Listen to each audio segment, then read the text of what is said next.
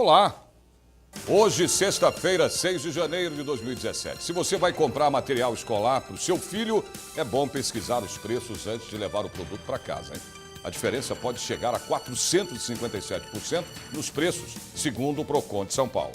214 itens foram pesquisados em 10 estabelecimentos aqui da capital. O Procon São Paulo orienta que antes de ir às compras, é bom verificar quais produtos da lista de material o consumidor já possui em casa. A troca de livros didáticos entre alunos que cursam séries diferentes também garante economia e reaproveitamento de recursos.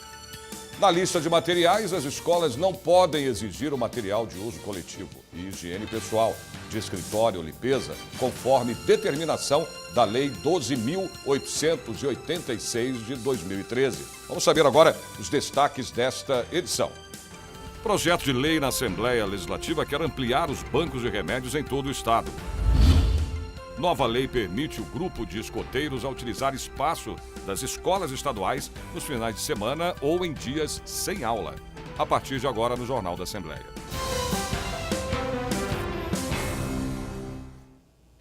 Projeto de lei em tramitação aqui na Assembleia Legislativa pretende ampliar os bancos de remédios em todo o estado. Sabe aquele remédio que você usou, tá no prazo e não precisa mais? Então, desde outubro, uma associação gaúcha, juntamente com a OAB de Santana, está recolhendo centenas deles. O Banco de Remédios é uma associação sem fins lucrativos, independente, que atua há mais de 10 anos em Porto Alegre. Recebe medicamentos do Brasil todo e doa para quem precisa. A associação funciona há 10 anos no Rio Grande do Sul. Começou recebendo poucos remédios. Hoje, ajuda mais de 3.000 pessoas que precisam deles. Desde que esteja no prazo de validade e pode estar com a caixa aberta. Líquidos, cremes e pomadas apenas se estiver com lacre. E nós não recebemos insulina, porque o medicamento precisa ser refrigerado. A parte interessante de um banco de remédios também é que você não precisa doar só aqueles que estão lacrados e fechados. Estando no prazo de validade, serve esses assim também, ó. Quase todo usado, mas ainda com 2 dragas. O principal objetivo do banco, além de ajudar quem precisa de tratamento médico, é evitar o desperdício de medicamentos. O descarte incorreto não é regulamentado. Nós não temos uma lei específica que fala sobre o descarte de medicamentos hoje em dia. Então, o Banco de Remédios recebe esses medicamentos e repassa para quem precisa. A Assembleia Legislativa de São Paulo, de olho na saúde pública, tem um projeto de lei, de autoria do deputado Enio Tato, do PT, que cria em todo o estado de São Paulo o Banco de Remédio com o objetivo de formar estoque vindo de doações de pessoas físicas e jurídicas. Um banco de remédios aqui feito pelo Estado ajuda, né?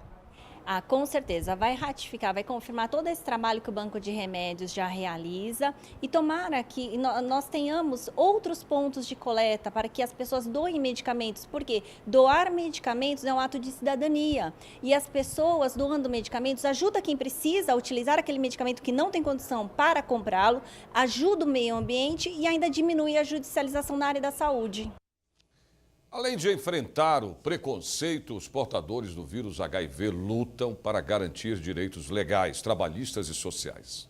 Ela foi infectada pelo marido, o primeiro namorado, com quem estava casada há 10 anos. Ele teve problemas de saúde, descobriu a AIDS e faleceu 2 anos depois, em 1996. Os 2 filhos do casal não contraíram o vírus e ela teve que tocar a vida, depois da morte do companheiro e do diagnóstico. Em todos os lugares que eu ia, nas ONGs, nos grupos de ajuda, o estigma eu via muito forte, as pessoas escondendo a todo momento a sua sorologia, porque a AIDS trazia uma carga moral, né?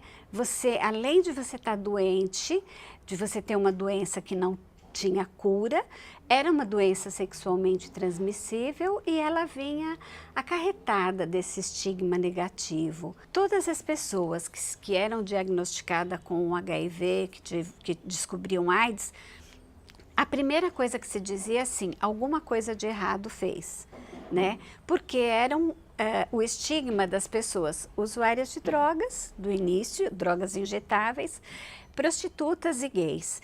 Esta especialista afirma que os portadores do vírus HIV têm direitos garantidos e que cabe processo se eles não forem respeitados.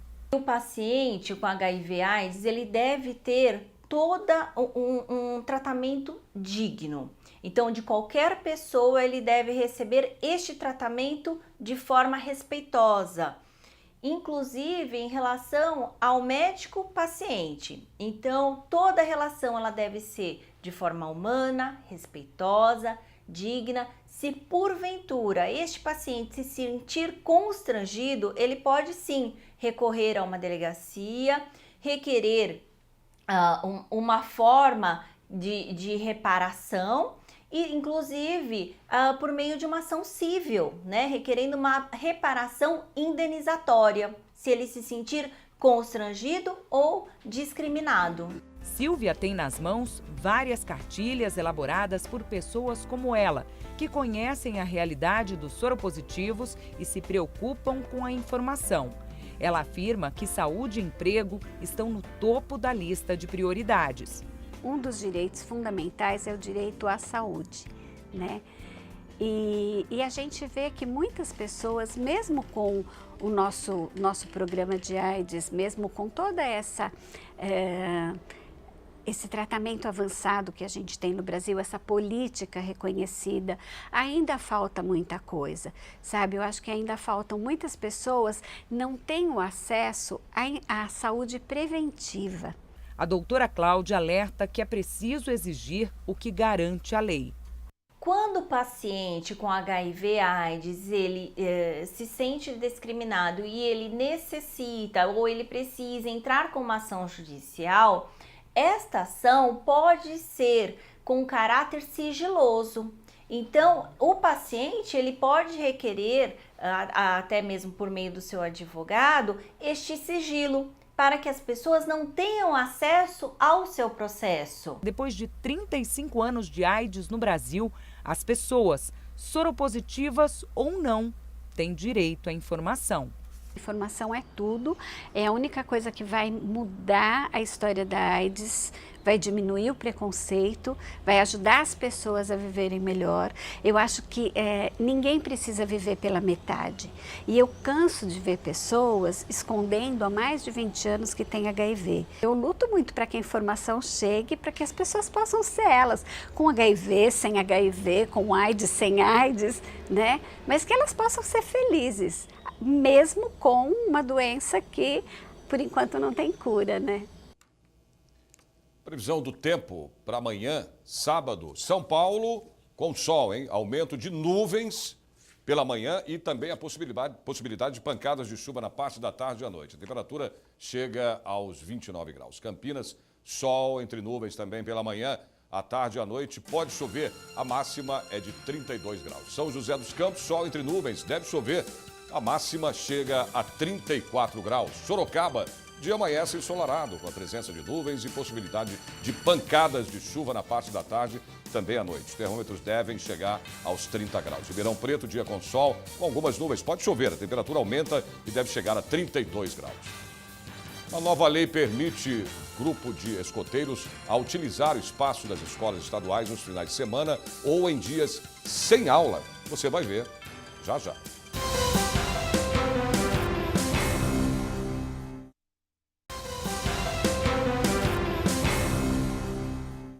A nova lei de autoria da deputada Rita Passos, do PSD, prevê o uso nos fins de semana ou em dias sem eventos extracurriculares do espaço físico das escolas estaduais para atividades de escotismo. Criado em 1907 nos Estados Unidos, o movimento escotismo se espalhou pelo mundo e chegou ao Brasil 2 anos depois. O movimento escoteiro, ele ajuda na formação do caráter do jovem, através do desenvolvimento físico, intelectual, social, afetivo e intelectual. São atividades variadas, atraentes. Por exemplo, nós agora estamos fazendo uma atividade ecológica, usando caixinhas de leite para poder fazer uma casinha de cachorro para proteger eles do frio. Então, esse foi um projeto feito pelos pioneiros que estão em desenvolvimento. Então, com isso, eles estão trabalhando em equipe, eles estão desenvolvendo a amizade entre eles, a motivação, o interesse e o ajudar o próximo. Nesta escola da Zona Sul de São Paulo, encontramos o grupo de escoteiros Ebenezer. Um grupo escoteiro precisa de uma sede, uma casa. E esse sempre foi o maior desafio dos escoteiros, um local para se reunir. Um grupo escoteiro, querendo ou não, ele é feito pelos seus membros, mas ele também tem material.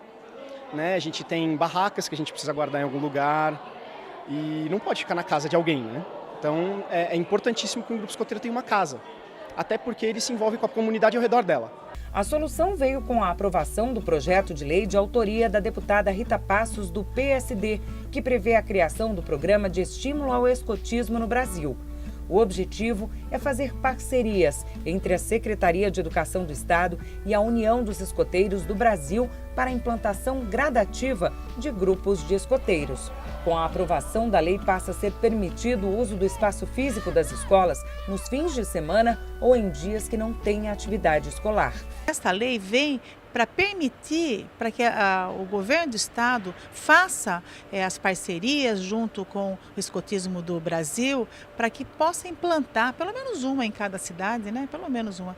O desejo da gente é que tenhamos em todas as escolas, mas que a gente comece já a plantar uma sementinha e possa expandir, que precisa ser muito melhor aproveitado esse trabalho tão lindo que eles fazem. Então, e começa desde criança. A formação de uns 7 anos, a criança já começa, temos os adolescentes, jovens e temos adultos também que são escoteiros, né? Atualmente, os escoteiros estão em 216 países, formando uma rede de 28 milhões de crianças, jovens e adultos.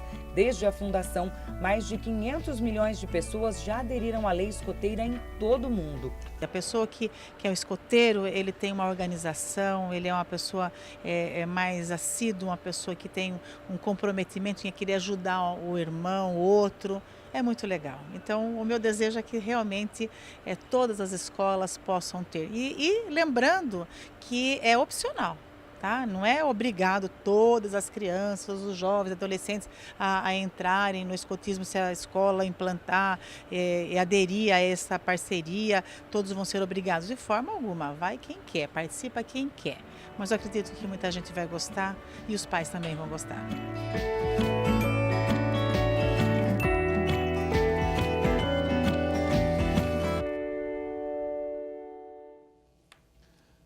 Mais previsão do tempo para amanhã em outras cidades do interior e também do litoral do estado. Vamos ver. Em Santos, o sol aparece com a presença aí de nuvens e a possibilidade também de chuva, hein? A temperatura máxima chega a 30 graus. São José do Rio Preto, sol entre nuvens pela manhã, com possibilidade de chuva. A temperatura alcança 33 graus. Mogi das Cruzes, o dia começa com sol, muitas nuvens no decorrer do período, possibilidade também de chuva. A máxima é de 28 graus. Piracicaba, sol com algumas nuvens pela manhã. Pode chover durante o período. A temperatura chega a 33 graus. SOS Racismo da Assembleia Legislativa discute a beleza étnica. Você vai ver já já.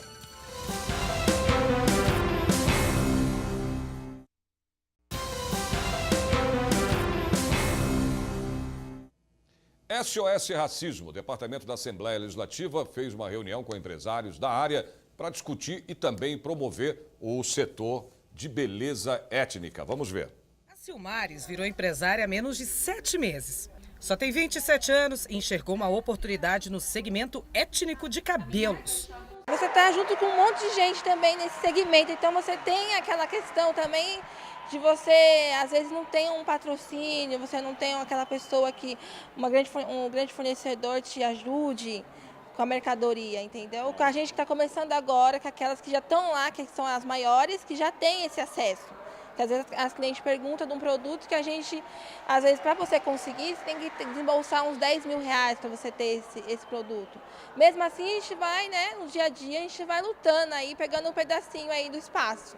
Silmares não é a exceção. Os negros e jovens já são a maioria dos empreendedores brasileiros. Isso mesmo. Entre 2002 e 2012, o número de pessoas negras à frente dos negócios aumentou em 27%. Ainda segundo o IBGE, 50% dos empresários são afrodescendentes, 49% brancos e 1% pertence a outros grupos populacionais. O SOS Racismo é uma unidade administrativa que tem que receber as reclamações de abuso de igualdade racial, tem que fazer cursos, tem que incentivar a cultura, tem que fazer representação. É uma unidade onde representa o negro dentro da Assembleia Legislativa. Mas não só o negro, aqui a gente trabalha com o índio e a gente também tem questões judaicas, mas o pessoal procura bem pouquinho, e brancos e tudo, mas o foco principal é atender as reclamações de racismo aqui dentro do SOS. Não, a gente recebe aqui dentro do SOS, mas é lá fora, é no Brasil inteiro. E você vai conhecer agora a primeira apresentação pública de um trio de talento. Foi no projeto Quinta Musical, aqui da Assembleia Legislativa. Treino é treino, jogo é jogo. Estava na hora de parar com a rotina só de ensaios e mostrar para o público o resultado de uma união musical que começou há 6 meses.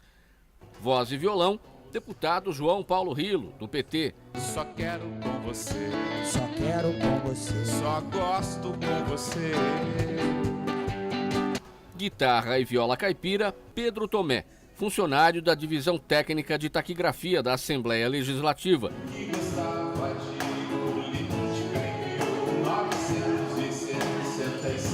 Na percussão, Douglas.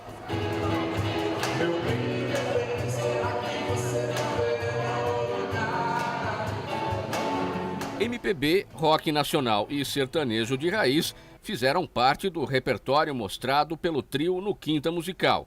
O objetivo do projeto é incentivar o talento artístico dos funcionários do parlamento. As apresentações do Quinta Musical e toda a programação cultural da Assembleia Legislativa você confere na rede social facebook.com/Departamento Cultural Alesp. Eu sei que esse caso tá mesmo mal contado. Previsão do tempo para amanhã em mais cidades do interior do estado. Franca, aí que você está vendo, com sol e aumento de nuvens, né, na manhã. E possibilidade de chuva também a qualquer hora da tarde e da noite. A máxima é de 31 graus. Bauru, dia com sol, nuvens durante o período. Possibilidade de chuva à tarde e à noite. A temperatura é de 31 graus. Limeira, sol entre nuvens pela manhã, com possibilidade também de chuva. A máxima chega a 34 graus. Marília, o dia começa com sol entre nuvens. Há possibilidade de chuva durante o período. A máxima prevista chega a 30 graus. Hoje é só, o Jornal da Assembleia termina aqui, mas você pode acompanhar toda a programação da TV Assembleia SP através do portal, que é o al.sp.gov.br. A gente se vê de novo na segunda-feira, a partir do meio-dia. Um ótimo final de semana para você e até lá.